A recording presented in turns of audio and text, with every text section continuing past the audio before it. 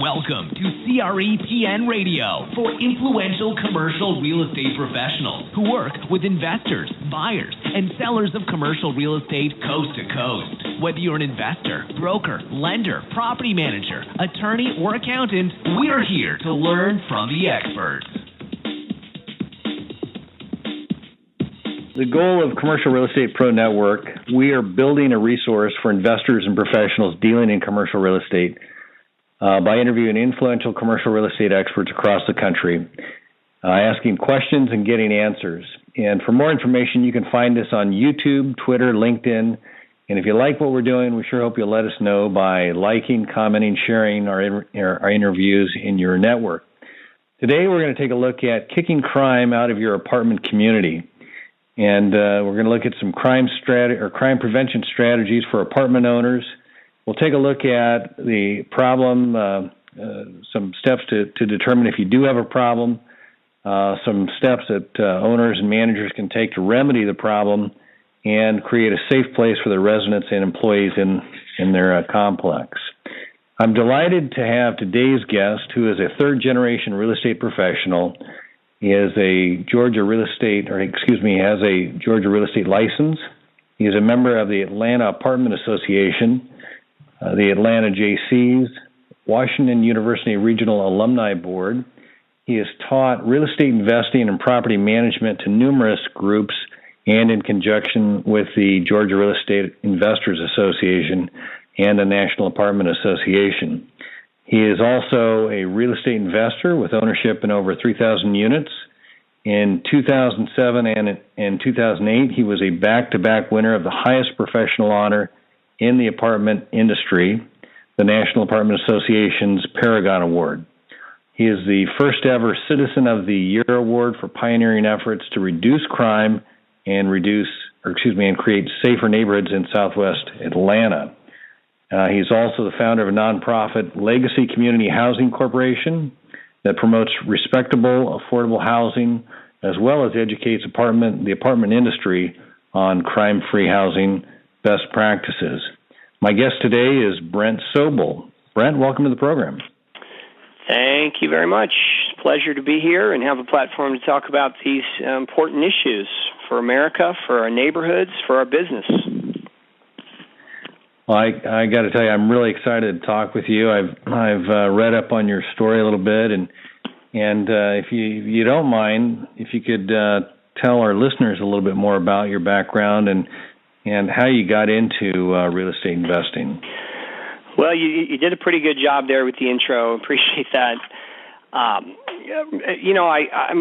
father was a real estate entrepreneur, and I watched him doing it grow up, and I didn't really want to do it myself until I got out of college and then realized, hey, I had it in my genes and my blood to do it, and I just love it. For me, it's a lot more than a paycheck. It's a profession. I believe that every day I can make a difference. One of the things my father taught me is he said real estate is one of the last true thinking professions. And what he meant by that is that every day you have new challenges and new things you have to solve. And it's perfectly appropriate to make a nice wage, a nice income, and also make a difference in the community and feel like you're challenged every day. And multifamily real estate and property management allows me to do that.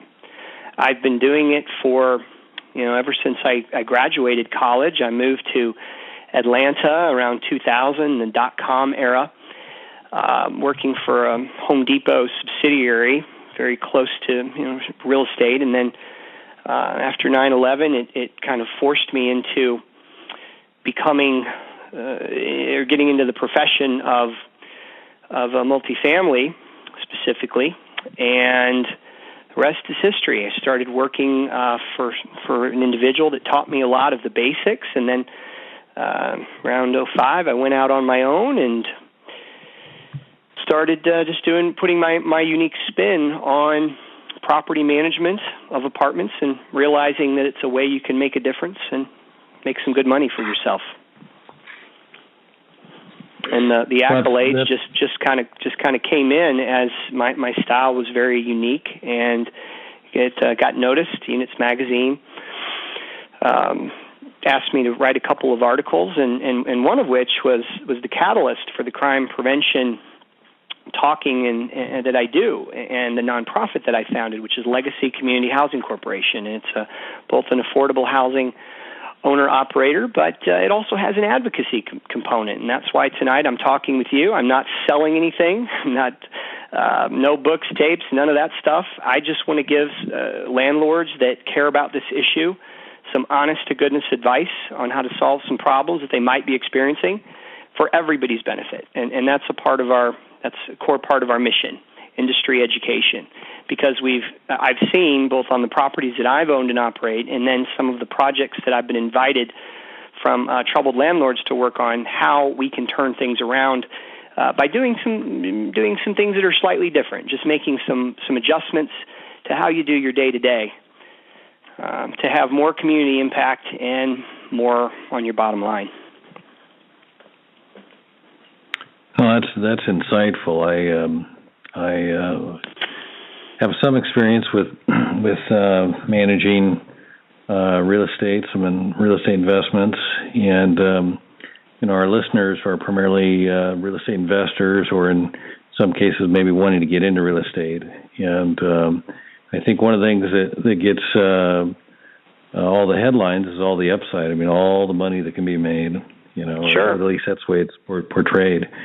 And I think that I like to refer to my own experience as kind of a baptism by fire.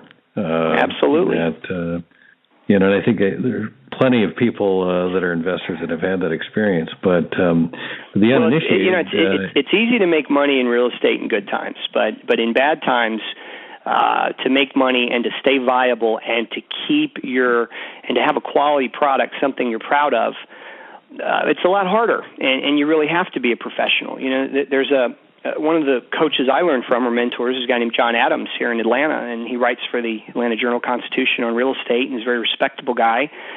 And he's got a couple of great sayings, one of which is slow and steady wins the race.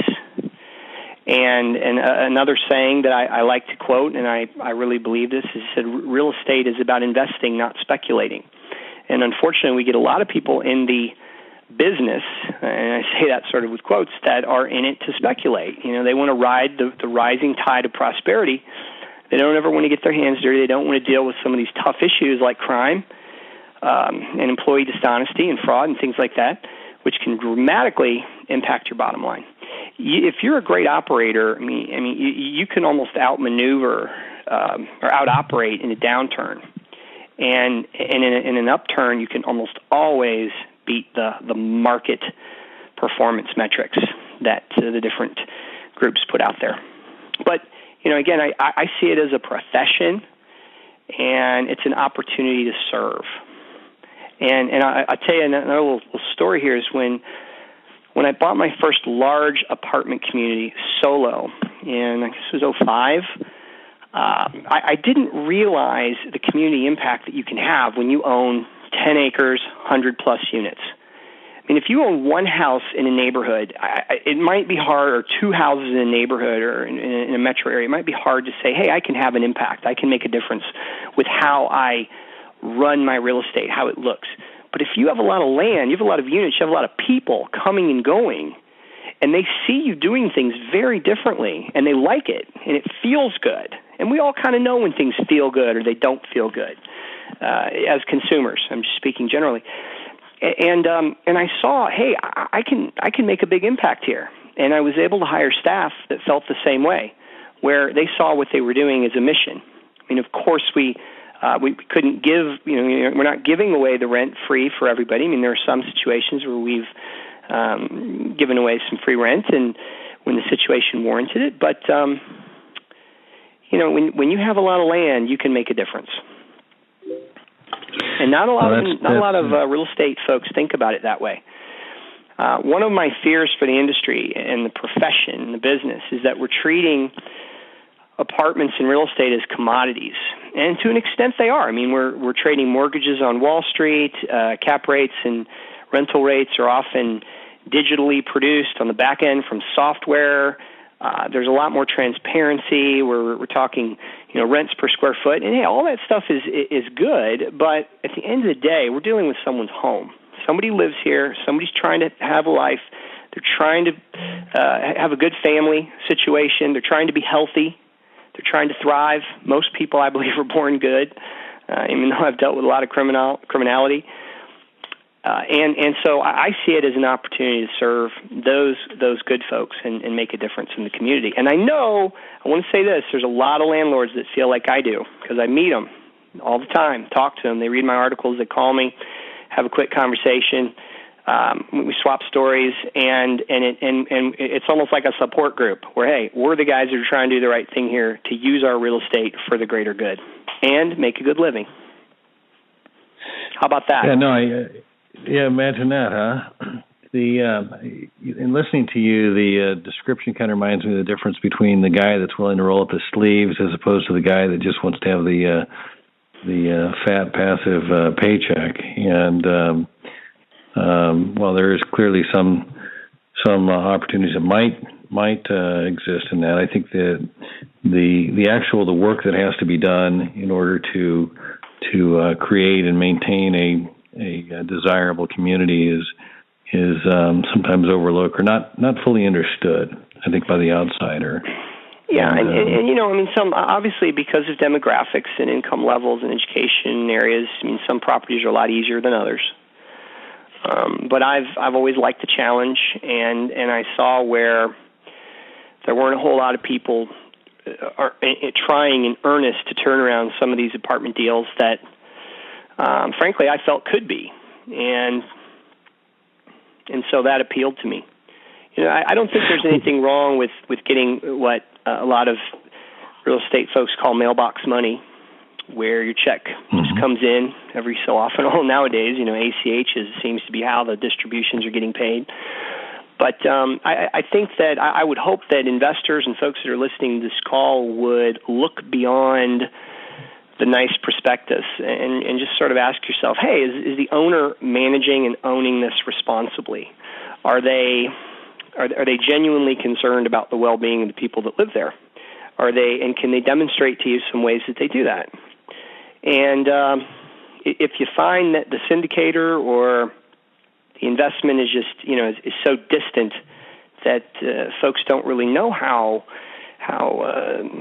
things are being handled operationally day to day, then, you know, try to put your money elsewhere. There's an ample amount of companies, both publicly traded and private, that would love to have what I call compassionate capital.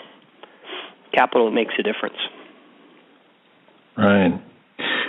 Well, Brent, let's back up here just a second, because I love the kind of the overall approach, or at least what I'm hearing from you, and how it sounds like your philosophy is it's more than just the check. It's actually kind of really engaging yourself in the community and understanding that you have the power to make a difference.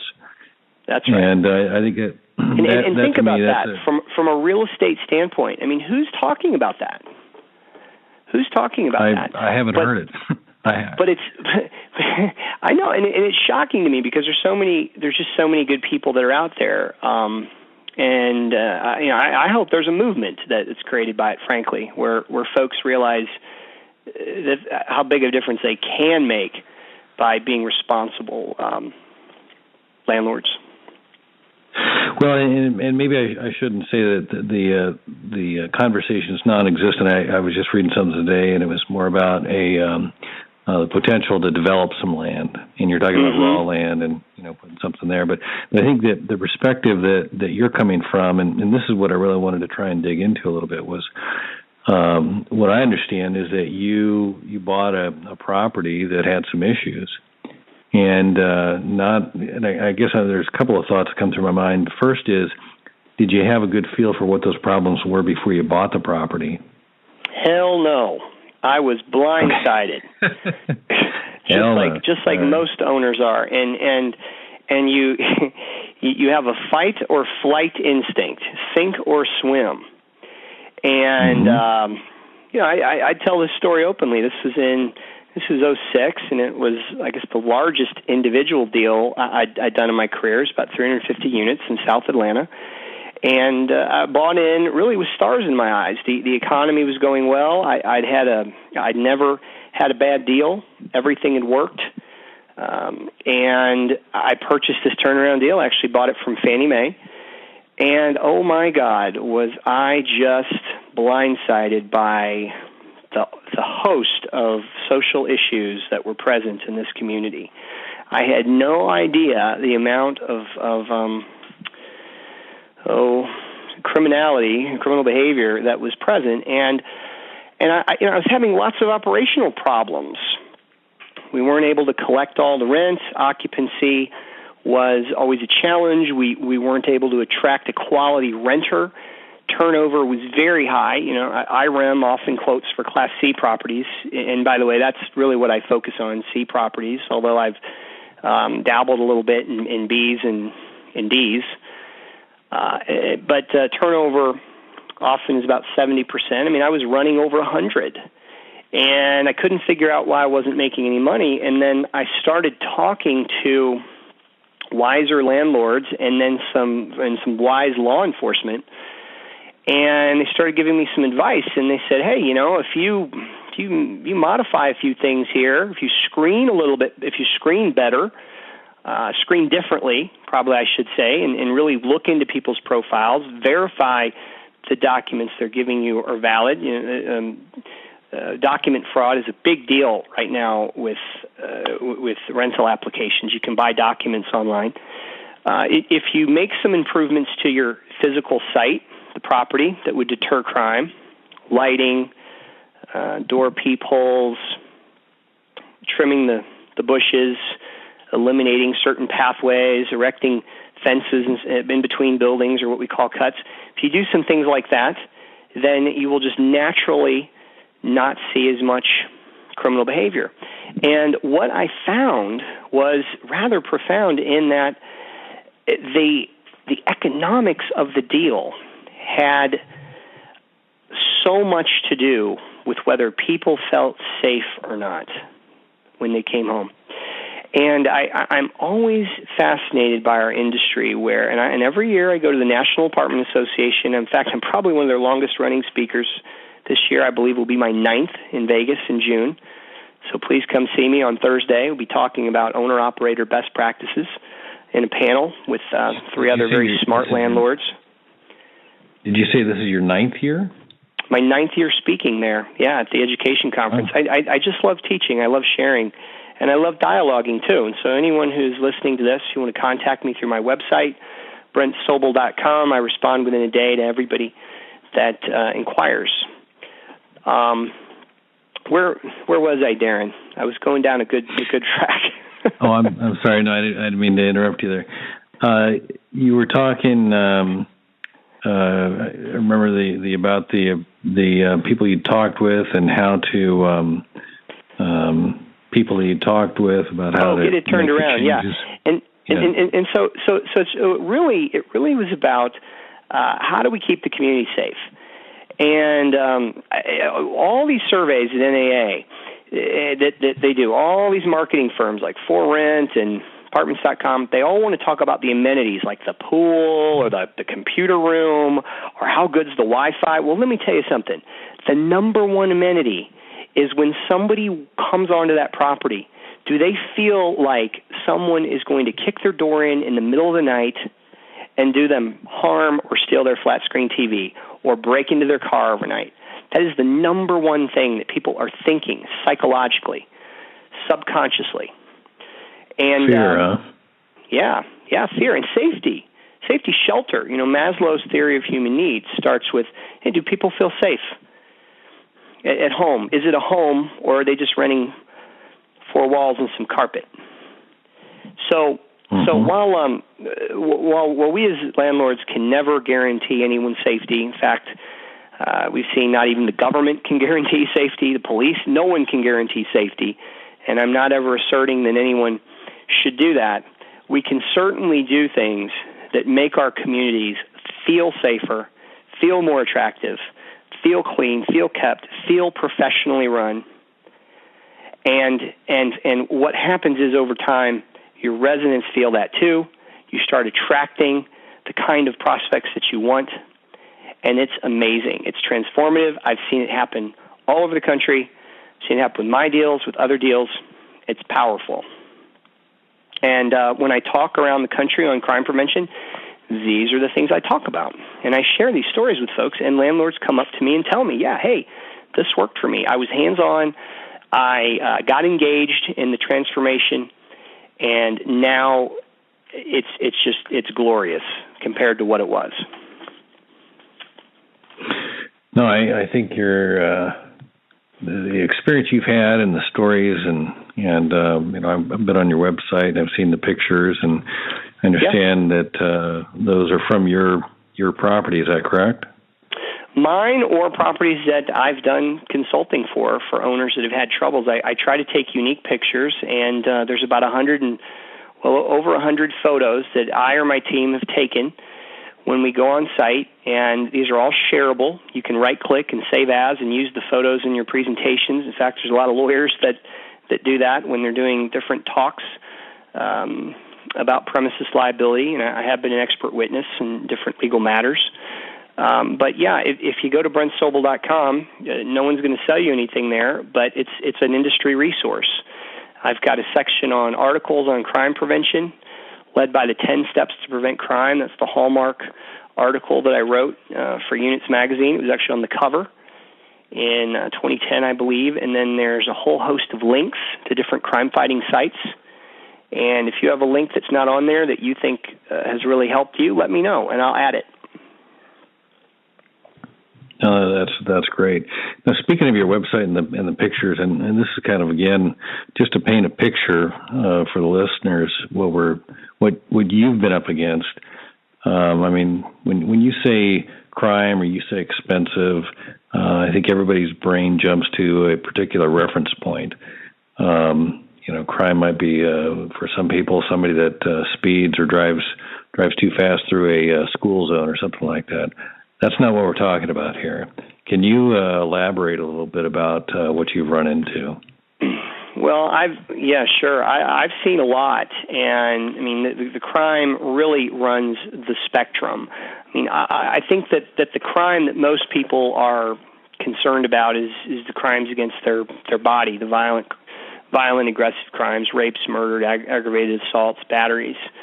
That tends to dominate the news and really scare people. But there's, and it's, and rightfully so, but there's also this whole other side of criminality in apartments that are quality of life crimes or crimes of convenience, where you might have, vandalism or litter or petty gang activity or juvenile delinquency or and then you take it a step further and you say, well, what crimes are being committed, the white-collar crimes inside the office? Are you having employee dishonesty? Are you having fraud occurring in your office with rent checks, a security deposit perhaps not going into the security deposit account, rather going into the bank account of the property manager, or some sort of sophisticated or more sophisticated crimes like a property manager creating a shill company or perhaps paying a friend for turnkey work that never actually happens. And because the organization is so large, these bills get paid, and they're fake bills. But the crime and the criminality just runs the whole gamut in an apartment community, because we're dealing with so many different variables, whether it's our customers, our renters, we're dealing with the government, we're dealing with our vendors, we're even dealing with lenders at some point, defrauding lenders potentially. And I'm not saying everybody's bad. I'm just saying that, in fact, that, as I said earlier, I believe most people are good. But I think that we, as a responsible owner, you need an operator, manager, you need to try to put in place systems and things that can deter those things from happening. And some are better at it than others. And there's all kinds of techniques to try to do that, minimize your downside risk and offer the best product you can. But by and large, we're a rather unregulated industry. There's not a whole lot of oversight at the site level. Of course, if you receive some federal subsidy, that might be an exception, or you're involved in certain programs. But because no one tends to be watching, so often there's an opportunity for strange things to happen. I mean, it's a peculiar profession where many of these apartments trade for millions of dollars, $5, $10, $15 million, yet what we pay the head operations manager, the person on the ground running things, $40, $50, $60,000 to run $5, $10, $15 million assets. It's not always in parity, and it can create problems potentially. Right. If folks are dishonest. Right. I just try to keep it real. I mean, that's what my website is about, keeping it real, and the talks that I do for apartment associations and different groups is about showing people the reality of what can happen and what crime can look like, and what you can do about it without breaking the bank. Right. What have you, if you had to go and look at all of the work you've done and trying to fix the crime situation, is there a primary source that you can point to that you would attribute the crime to? Well, and it's great. I mean, it's a great question, and I think every property is going to be different because of the variables: the location, the management, demographics, crime rates, etc. But what I talk about in my crime presentations are the 4 drivers of crime: guns, gangs, drugs, and then poor management. I've boiled down, from what I've seen, the problems in apartments to those 4 buckets. And more often than not, you can trace a problem back to one of those 4 points. Gangs, of course, very prevalent. Guns, they're never going to. The government's never going to take them back. I mean, they're out there. Whether you like guns or you don't, the bad guys have them, and often the way the bad guys get them is by stealing them. A lot of people keep them in their cars, and then you have smash and grabs, particularly in big cities, and then the guns get in the hands of the bad guys, and then they're traded just like cash. Drugs, I think we all realize that's a problem. And people use them, and they can do crazy things while they're on it, or trying to get the money to use them. I've seen a lot of families. Welcome to CRE. Whoa. Whoa, sorry about that. Sorry. We're not done yet, are we? No. The little mouth. We're just getting going here, Darren. We're just getting going. Yeah. Sorry about that. Pardon my interruption. No problem. Tech, you love it. It's a love-hate technology. But then also just, management sort of being slothful, not alert, not trained, not engaged, not focusing on community. So those are the ways, those are the drivers of crime, in my opinion. And then in my presentations and on the website, I've got a lot of pictures that evidence these things. So those are what you contribute as the primary source. I think, one of the things when you say, I know what a gun looks like, and I mean, I have my own sense of what gangs look like and stuff, but are there some more kind of less obvious things that property managers should be on the lookout for if they've got some concerns or possibility or possible concerns? Are there some signs that you can point to that maybe a property manager should be aware of? Sure. There's lots of things to look for, but in general, if you've got graffiti on the property, there's a good chance it's either juvenile delinquency or some type of gang related. You want to get that down right away. Apartments that tend to have a lot of activity coming from them, for example, a retail business of some kind being run from the apartment, that's always something that you want to check out. Unusual smells coming from an apartment, take heed of that. Apartments I could just talk for hours, but one that comes to mind is if a resident changes their locks. Well, why are they changing their locks? That's a little suspicious. Or if you're having pest control, or you're going around to change air filters or look for water leaks, and someone just says, "Look, I don't want anybody in my home ever." you want to ask yourself why. If you're perhaps seeing, and this is really common, if you're seeing a female on the lease, on your rent roll, on your register, but you're not seeing any males, but you never see a female and you always see the males, a male there, or vice versa, that can be a problem. Or the age of the tenant on your rent roll is perhaps a senior citizen, but you're seeing a teenager or younger person's coming in or out. Things that just don't fit. Things that just are abnormal.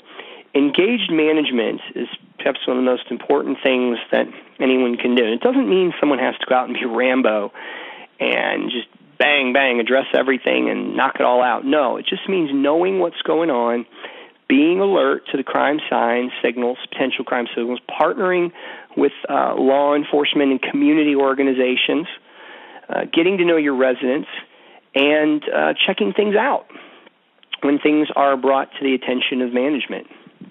Pulling the key, sending out your proper notice and whatever your state requires and your lease requires, and then going in and taking a look, and then having a conversation. And I'm not an advocate of locking everybody up and putting everybody in prison. I think we've seen that the justice system has a lot of issues, particularly the juvenile justice system. I'm more an advocate of having a business conversation with people that are affecting your business and your community. And you will not have a great business unless you've created a sense of community and a feeling and a perception of well-being in that rental that you're managing or owning. Oh, that's an interesting insight, and seems pretty smart to be engaged in your business and, like you said, have a business conversation with those people that are affecting your business.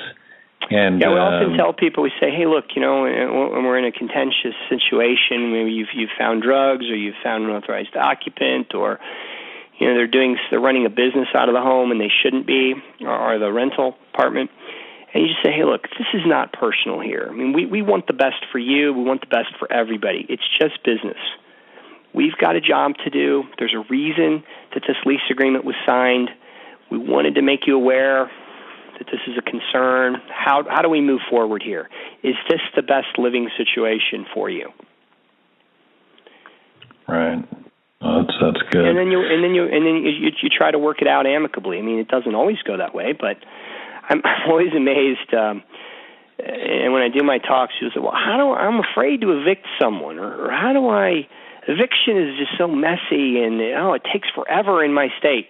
And I say, well, have you asked them to leave?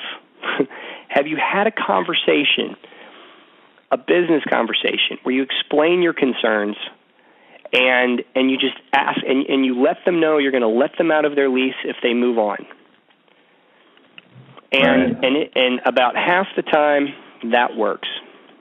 If people believe there's a sociological theory, and I studied business and sociology in college, called the Hawthorne effect. And the Hawthorne effect basically says that when people are watched, when people know they're being watched or observed, that their behavior is modified.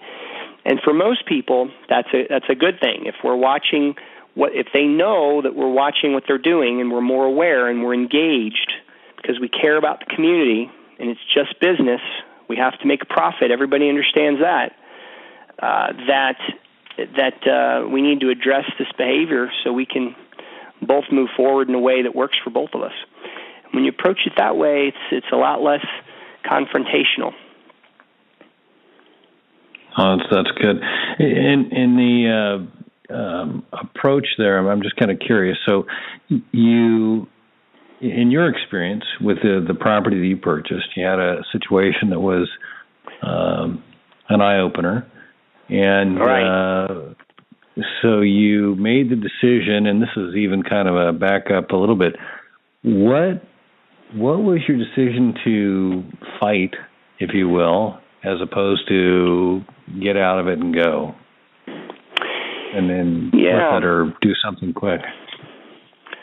Well, yeah, that's a really great question, and the reason it's great is because it sort of gets to the core of, I think, of who we are as human beings, where, I mean, do we want to help, or do we want to be victims, or do we want to be victors where we can help? And And I just said, hey, I'm going to help. I'm going to stick to it. I'm going to make this situation work. I'm going to put in the energy, the effort to figure it out because it was the right thing to do. And in the end, it ended up being very profitable too. You know, I think that folks that get into real estate purely for the profits, it's not wrong, but it's missing out on such a greater perspective on the blessings they have to be in the profession that they're in the industry to make a difference. And I started seeing, to your question again as well, I started seeing the effect it's having on certain residents and staff when you're engaged, then and the community and the neighbors, and people start saying, hey, I really like this, and it just feels good because you're doing something that not everybody has an interest in doing that's clearly making a difference, and again feels right. And then the profits followed. Well, in my question, I guess, kind of a follow-up to that would be, so you made the decision that you were going to write it out. You were going to invest your time. You were going to try and change the culture, if you will, and make it a better situation. And from the moment you decided to do that until people started to take note and say, wow, I like this. What kind of time frame are we talking about? It was very interesting. It was rather immediate. I mean, I would get letters out of the blue, the little notes of compliments from old ladies that had been living there forever and said, hey, you seem like the first owner that's ever cared about me, and I can see the difference that you're making in the community. And these letters would just come, and then you'd start seeing people have conversations. You'd have folks come up and say thank you, and then you'd start seeing the cash flow and your measurement metrics operationally improve. Turnover would go down. And then you start seeing sort of governmental agencies like council people and the police departments and the prosecutor's department and the apartment associations and folks and lenders sort of say, wow, I really see a turnaround here. I mean, some people say, hey, this can never be turned around.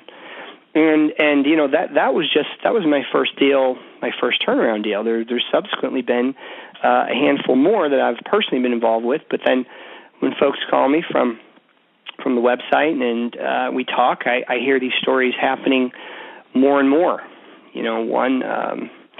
One was in Detroit. I mean, Detroit, oh my gosh, it just seems like such a war zone up there. And the management company said to me, hey, when we call 911, the cops basically said if there's not blood on the ground, you're going to wait an hour. And if there is blood on the ground, we're going to be 15 minutes or more. And it was just a very distressed situation. And I said, hey, just apply some of these techniques, crime prevention and community building. And really, they go hand in hand, in my opinion. And you will see a result. And then 6 months later, did some follow-up conversations with them, and they started seeing a lot of improvement. But some of it was just letting that manager know, hey, you can do it. You can make a difference. Don't be afraid. Be cautious with what you do, but be engaged, and then look for good things to happen. And they almost always do. No, I just love the story. I love the the conversion from the eye-opening, what do we have here, to grab and hold and just really creating a community. And the fact that it was immediate that you started to see the appreciation, I think, is really encouraging. Yes. Now the money, the money, a lot of owners say, well, Brent, hey, okay, I'm trained in analytics here, and I understand money and profit. How quickly am I going to see an ROI? Well, that's a tough question. You have to ask yourself, do you have the right people on the ground? How bad is the problem you're dealing with? How many years of bad screening have you had, or irresponsible site management? How much deferred maintenance is there? I'm not saying that it's going to work that right away. Everybody's going to see profit immediately. In fact, I think that in most cases, there's a dip in profitability, perhaps even operating losses until things can be turned around and stabilized and repositioned. But the one thing that you will start getting right away, if you're doing it the right way, is you will start getting these attaboys, these accolades from community stakeholders, residents, vendors, etc. And that's really gratifying for me. And then I think the money I've seen where the money then follows, the money being the profitability. Right.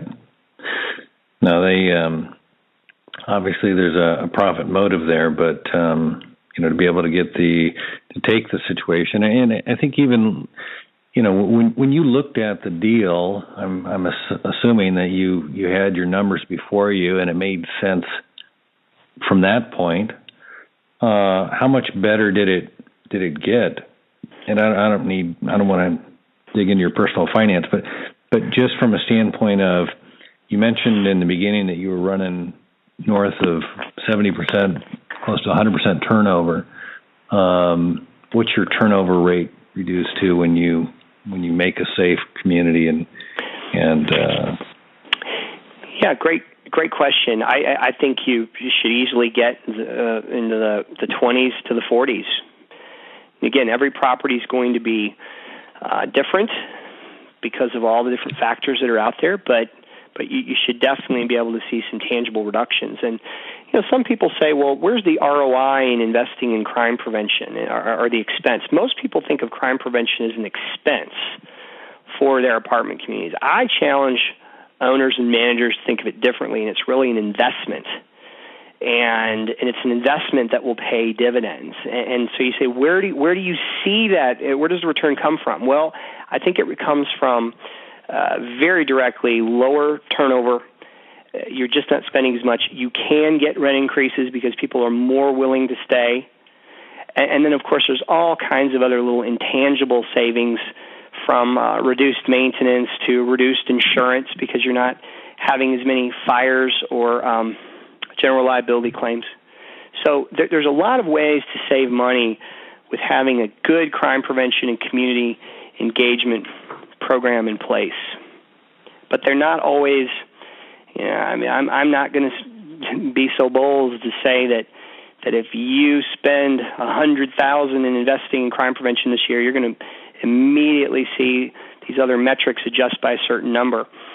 You've got to assess you've got to assess the property capabilities of the staff that you have, willingness of law enforcement and community partners like other nonprofits or churches to assist you in your repositioning effort. But I believe most apartment community crime problems are fixable. It just takes the right mindset and the right direction from the leadership, both ownership and on site. And then I think you'll get residents to jump on board with your initiative. Right. No, I would think I think how we opened this in the beginning, you were talking about people want a safe home. They want to know that when they go to sleep at night, they're not worried about somebody busting in their door or right. place catching fire or whatever. And I think that the efforts that you've put in, I'm assuming that's just a general feel that has evolved in all of your efforts in the various communities. That's a consistent thing when people walk on the into the apartment complex now, that there is that sense of safety now. It's no longer a sense of fear, or at least if there is a fear, it's considerably reduced from what it might have been in the beginning. Correct. Fortunately or unfortunately, how you look at it, perception can be the reality for a lot of folks. And we judge based on our beliefs about the neighborhood or what the place looks like. I mean, if the place looks clean, if it looks orderly, if things are repaired, nothing's boarded up, the laundry room looks good when you go in, the leasing office is engaging and bright, maybe you have some security cameras, surveillance cameras, I should say, present and working, then all of those things can lend themselves to creating that perception that, hey, this is a place I can call home and I can stay for a while and I don't have to live in fear or worry. Another technique that I try to deploy is I encourage my staff to live on the properties. A lot of management companies say, no way, I don't want to give up the revenue, or my staff will never live on site. Well, why wouldn't they live on site? If you've created the kind of community that is vibrant and attractive and feels good, why wouldn't they want to live on site?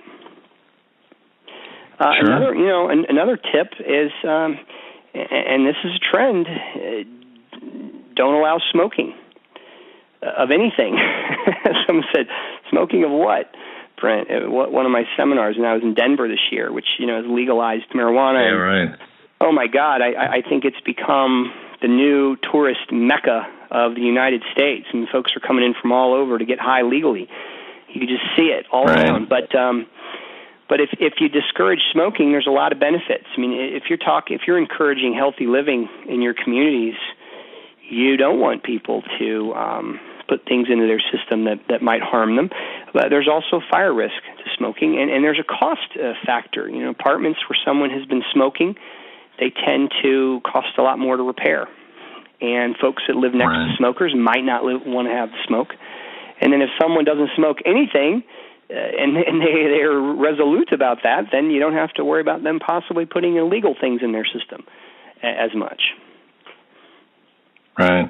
Now that's a great comment there on the no smoking. I know, as an insurance agent myself, that's something I'm seeing more and more as just a question underwriters are asking, and I think there's just, like you said, there's enough science behind it now that cool or not, we know the health, I don't say the health benefits, but the health cost of smoking long term, and it's been proven. Trying to think here. Other ways to reduce crime and create community inexpensively. You can have neighborhood watch meetings. Often your police departments will have crime prevention divisions that would love to help you organize those things. Have rules in your lease that don't allow aggressive dogs or behavior that might be inappropriate, such as drinking alcohol outside in the original container, or having unauthorized parties. There's lots of little things that an engaged property manager can do to make a difference and encourage folks to be orderly and appreciate the home in which they live in. Not tolerating parents that don't want to parent their children properly. And what do I mean by that? Well, I mean if the kid's consistently destroying things, damaging property, out late at night, not being monitored, and you can evidence that, hey, don't tolerate it. It's not a fair housing violation to document a family or children that are behaving inappropriately consistently, and then asking them to leave. There's all kinds of little things that can do. Have more trash cans around the property to discourage littering. Video cameras are so much less expensive today than they were before.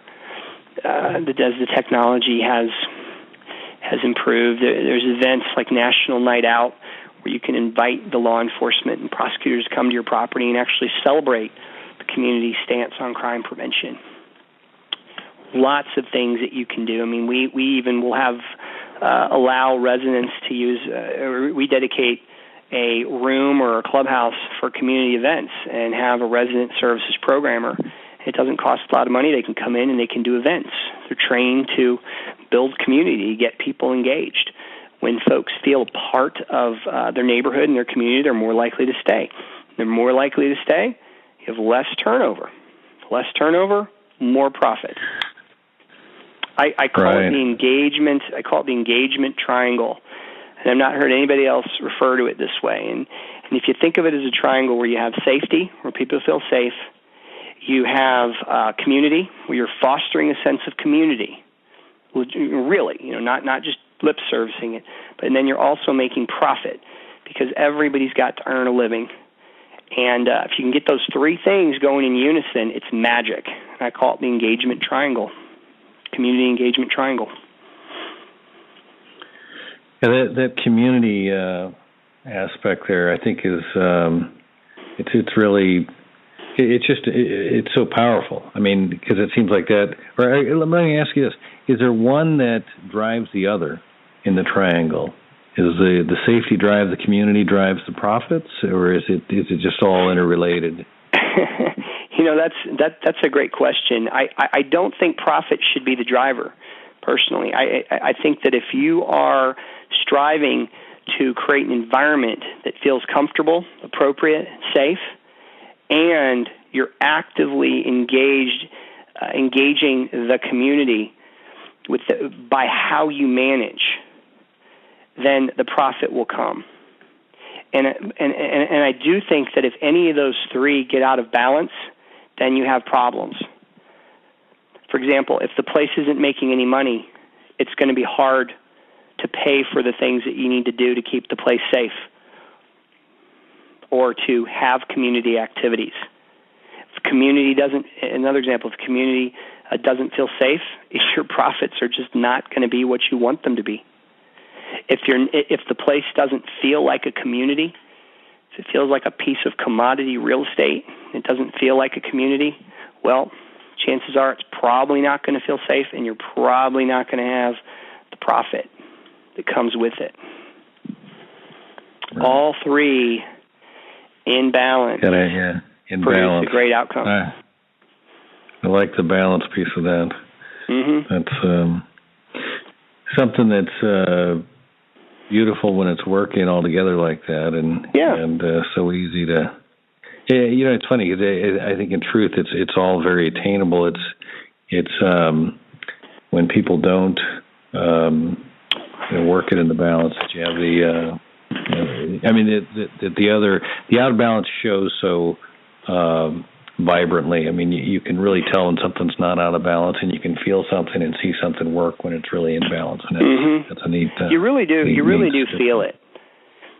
Mm-hmm. I mean, people talk to me about it all the time. It's very common for folks to say, "I felt the change."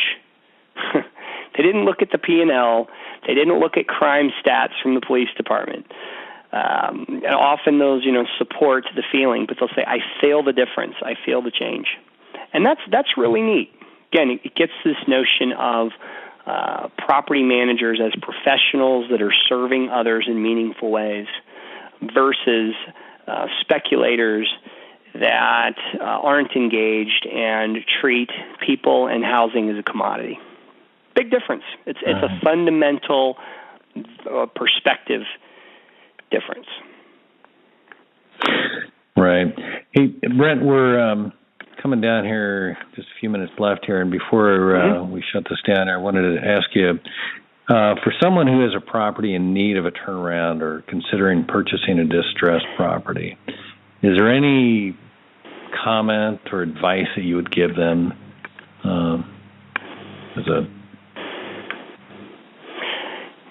Sure. I think that, certainly they could contact me at brentsobol.com, and I would talk to them about it I'll talk to anybody about their issues for a few minutes.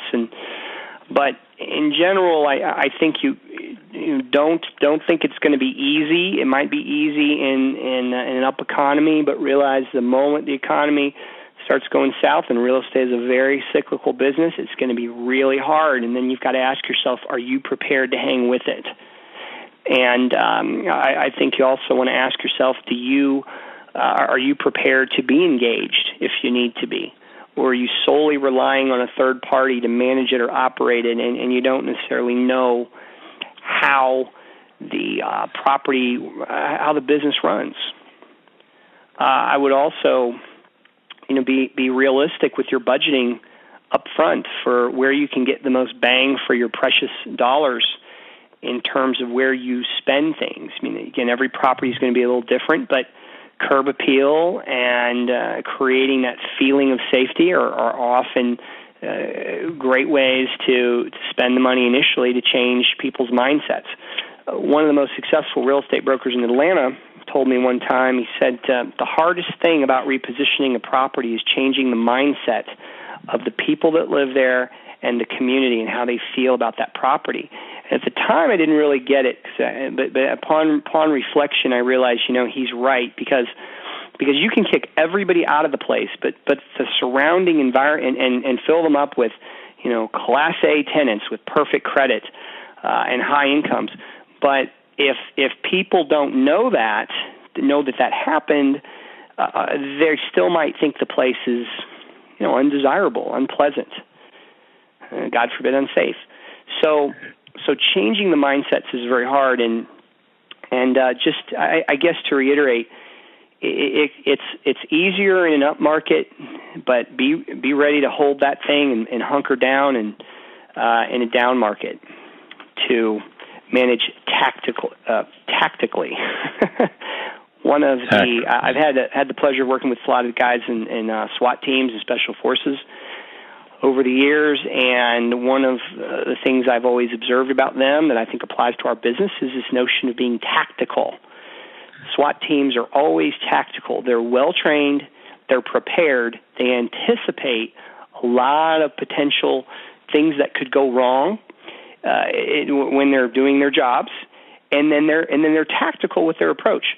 Well, there's a lot of owners that can spend money, and not a lot, but they can spend it tactfully and tactically, and it'll go a long way to producing outcomes that are sustainable long term. That's great. And I would also say, one of the other keys is really screen correctly. I see a lot of owners that turn a blind eye to past indiscretions, and I'm not saying you don't give people a second chance. I mean, I believe in that, but you don't want people to come in thinking that they've got you duped.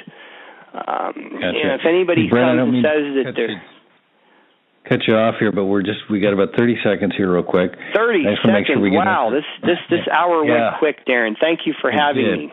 I appreciate it.